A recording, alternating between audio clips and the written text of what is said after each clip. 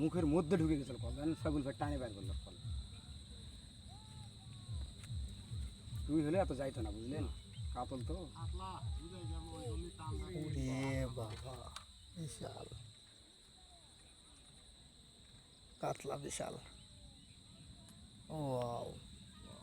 যাহাতে পারবে তাহাতে মুখ ঢুকে দেবো লাগান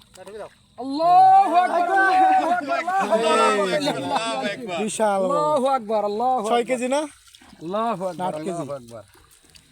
আল্লাহু আকবার এটা মেরতে মরতে যাবা আমার জোগা ছাড়া আপনি মাছ পাবেন না ইনশাআল্লাহ না না না 100%